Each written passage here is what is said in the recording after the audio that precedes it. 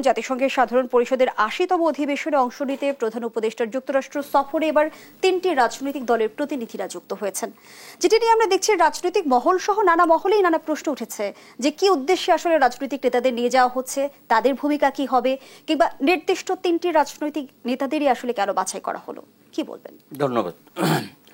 আসলে এটাকে আমরা এত গুরুত্ব দিই যে কেন আলোচনা করছি, আমি এটারই কোনো হিসাব নিকাশ খুঁজে পাচ্ছি না। এটাই তো হওয়া উচিত।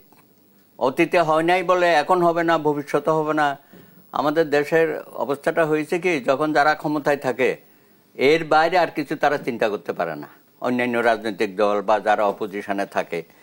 হ্যাঁ, তো এটা অংশীদারিত্ব না থাকলে পরে অতীতে তো আমরা যে ধরনের একটা কালচারের মধ্যে গেছি, আমরা তো ভবিষ্যতে এরকম চাই না। যদিও বর্তমান সরকার নিরপেক্ষ বা তত্ত্বাবধায়ক বলছে আমরা, অন্তর্বর্তীকালীন সরকার, হ্যাঁ, তার কোনো রাজনৈতিক নেই।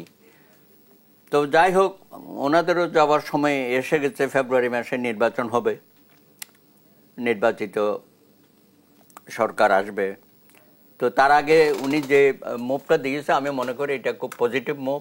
এটাতে আমাদের সকলেরই শিকার বিষয় আছে। তবে এখন যেহেতু আলোচনা উঠছে, তাহলে তো অনেক কিছু বিতর্ক আমরা করতে পারি। কেন শুধু 3টি দল, তার মধ্যে আবার একজন দিয়ে আবার পরে এটাকে দুজন করা হলো, কি ইসের ভিত্তিতে বাছাই করা হলো?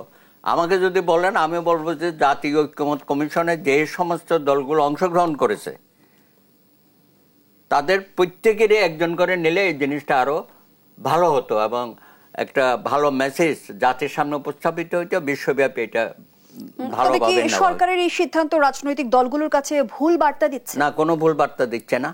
হ্যাঁ, আমরা বিতর্ক করতে পারি যে ভাই আরো রাজনৈতিক দল কেন আপনি এটার মধ্যে ইনক্লুড করলেন না, বা শুধুমাত্র প্রায় দেখি যে এই 3 রাজনৈতিক দলকে বেশি প্রাধান্য দেওয়া হয়।